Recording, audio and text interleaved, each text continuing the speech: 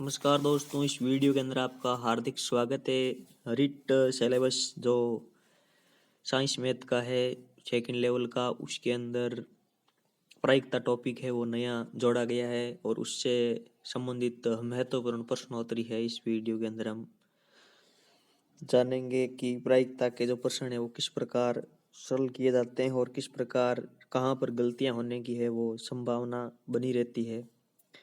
नया टॉपिक जोड़ा गया है और लगातार इसमें से 3-4 प्रश्न भी पूछे जा सकते हैं और नहीं आने की भी संभावना बनी होती है। तो जरूरी नहीं है कि भाई नहीं आए, पूछे भी जा सकते हैं, इसलिए हमें इस टॉपिक को कभी भी नहीं नकारना चाहिए। पहला प्रश्न है, एक पासे को फेंकने पर, मतलब एक जो पासा है उस पासे को ऊपर फेंका जा रहा है। पासा एक इस प्रकार की आकृति होती है, इसको ऊपर फेंका जा रहा है।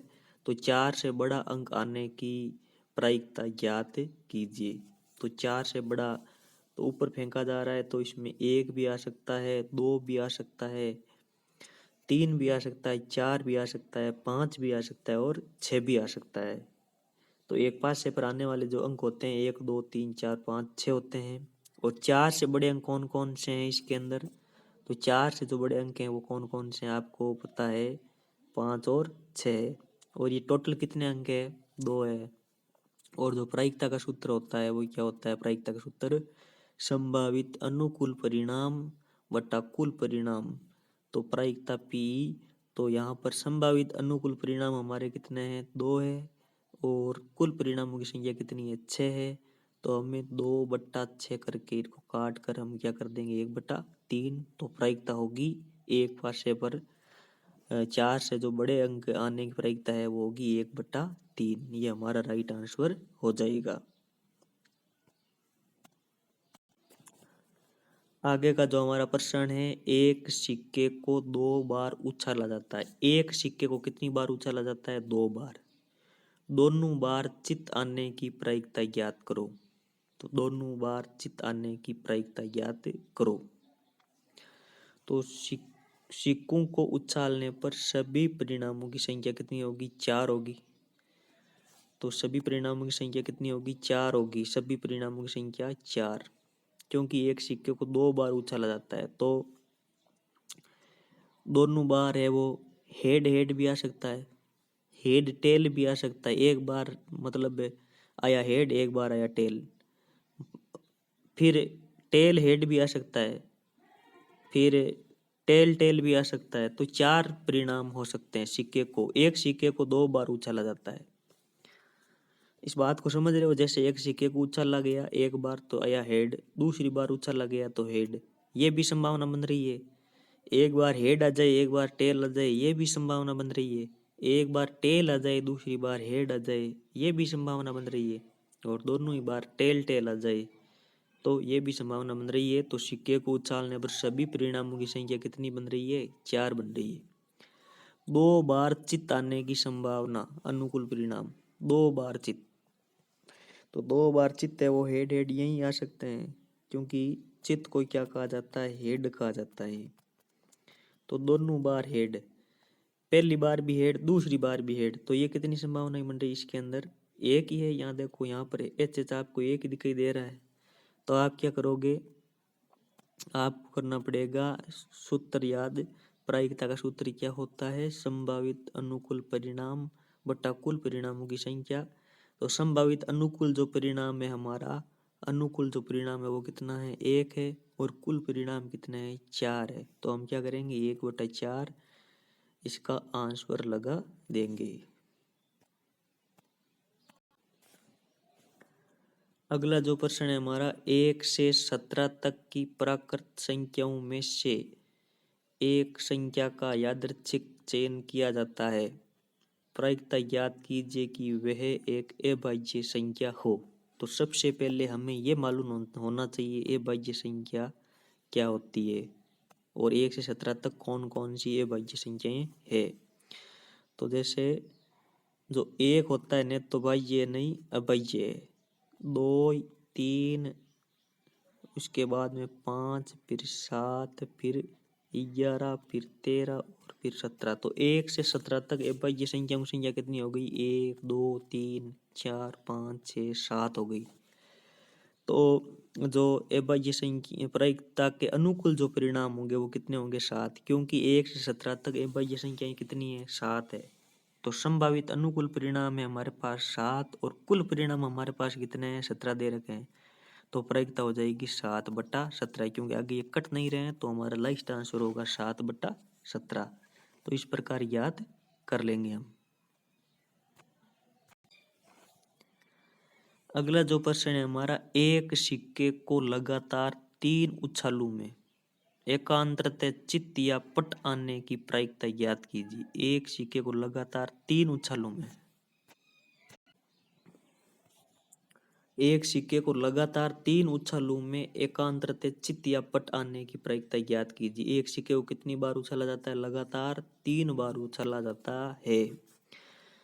तो देखिए यहाँ पर 3 बार, पहली बार एच आया, दूसरी बार एच आया, तीसरी बार भी एच आया, ये संभावना हो सकती है। फिर एच एच टी ये भी हो सकती है, फिर एच टी टी ये भी हो सकती है, एच टी एच ये भी हो सकती है, टी एच एच ये भी हो सकती है, टी एच टी ये भी हो सकती है, टी टी एच ये भी हो सकती है, फिर टी टी टी ये भी हो सकती है। तो कितनी बार उछाला जा रहा है? 3 बार उछाला जा रहा है। तो आपको याद रखना है, इसको हम ऐसे याद कर सकते हैं, 2 इंटू 2 इंटू 2 कितने हो जाएंगे? 8 संभावनाएं बनेगी। सभी परिणामों की संख्या जो होगी हमारी वो कितनी होगी? 8 होगी। तो एकांतरतः इसमें चित्त और पट कहाँ कहाँ आ रहे हैं? एकांतरतः चित्त और पट कहाँ कहाँ आ रहे हैं? देखिए आप, इसके अंदर यहाँ आ रहे हैं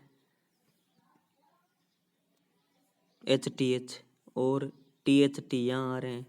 मतलब एक छोड़कर एक, और बाकी के अंदर क्रम से नहीं होना चाहिए।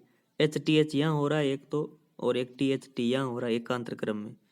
तो चित्त व पट आने की संभावना, अनुकूल परिणाम हमें यहाँ पर 8 में से कितने नजर आ रहे हैं? 2 ही आ रहे हैं। तो प्रायिकता क्या होगी? संभावित अनुकूल परिणाम बटा कुल परिणाम। तो कुल संभावित अनुकूल परिणाम 2 है और कुल परिणामों की संख्या कितनी है? 8 है। तो 1/4 हमारा क्या हो जाएगा? आंसर हो जाएगा। आगे का जो हमारा प्रश्न है, एक लीप वर्ष में केवल 52 रविवार आने की प्रायिकता ज्ञात करो। लीप वर्ष क्या होता है? इसके अंदर जो फरवरी होती है वो 28 दिन की होती है, और 365 दिन हम पूरे मानेंगे। कितने मानेंगे? 365 दिन। तो एक लीप वर्ष में केवल 52 रविवार आने की प्रायिकता ज्ञात कीजिए। तो कुल परिणामों की संख्या लीप वर्ष के अंदर 52 सप्ताह होंगे और 1 दिन होगा। 52 तो सप्ताह होंगे और 1 दिन होगा। तो 52 सप्ताह और 1 दिन, टोटल कितने हो जाएंगे? 365 दिन। अब हमें पता है कि 52 सप्ताहों के अंदर, 52 सप्ताहों के अंदर कितने रविवार होंगे? 52 रविवार तो होंगे ही होंगे। और जो बाकी बचा 1 दिन है उसके अंदर सोमवार भी हो सकता है, मंगलवार भी हो सकता है, बुधवार भी हो सकता है, गुरुवार भी हो सकता है, शुक्रवार, शनिवार, रविवार। तो हमारे पास कुल जो परिणाम होंगे वो कितने होंगे? 7 होंगे। क्योंकि वो 1 दिन ये हो सकता है, परंतु हमें रविवार नहीं लाना है, क्योंकि 52 रविवार तो 52 सप्ताहों के अंदर ही हो जाएंगे। तो 52 से ज़्यादा नहीं होना चाहिए। तो अनुकूल परिणाम जो हमारे पास एक रविवार को छोड़ दिया जाए तो कितने बचेंगे? 6। सोमवार, मंगलवार, बुधवार, गुरुवार, शुक्रवार, शनिवार। तो संभावित अनुकूल जो परिणाम होंगे वो कितने होंगे? हमारे पास में 6 होंगे, और कुल परिणामों की संख्या कितनी होगी? 7 होगी। तो आंसर हो जाएगा 6/7 हो जाएगा। बहुत अच्छा प्रश्न है ये। फिर जो हमारा आगे का प्रश्न है वो क्या कह रहा है? यदि पीए यानी प्रायिकता 0.65 हो तो ए नहीं होने की प्रायिकता ज्ञात कीजिए। तो टोटल प्रायिकता होती है 1। तो ये तो होने की, ये है नहीं होने की, इनकी योग होगा 1। तो नहीं होने की प्रायिकता में पूछी गई है 1 ही। तो 1 में से ये जो पीए है ये घटा देंगे, 0.65 घटा देंगे, तो आंसर आ जाएगा हमारा 0.35। फिर हमारा आगे का जो प्रश्न है वो क्या कह रहा है? 2 सिक्कों को एक बार उछालने पर बुकों को कितनी बार उछाला जा रहा है? एक बार उछाला जा रहा है। अधिक से अधिक पट आने की अधिक से अधिक पट आने की संभावना प्रायिकता क्या होगी? तो दो सिक्कों को एक बार उछालने पर अधिक से अधिक एक पट आने की प्रायिकता ज्ञात कीजिए। तो दो सिक्कों को उछालने पर सभी परिणामों की जो संख्या होगी टोटल कितनी बार होगी? 4 बार। ये हेड हेड भी आ सकता है, हेड टेल भी आ सकता है, टेल हेड भी आ सकता है, टेल टेल भी आ सकता है, परंतु यहाँ पूछा गया है अधिक से अधिक एक से ज्यादा नहीं होना चाहिए। 0 हो सकता है और 1 हो सकता है। तो पटाने की संभावना अनुकूल जो परिणाम हो गए, इसके अंदर 0 आ रहा है, इसके अंदर 1 आ रहा है, इसके अंदर 1 आ रहा है, तो टोटल हो जाएंगे 3 संभावित अनुकूल परिणाम होंगे। 3 कुल परिणाम की संख्या हमारे पास है 4, तो आंसर हो जाएगा 3/4। तो कैसा लगा ये वीडियो? शेयर करें इस वीडियो को। जय हिंद, जय भारत।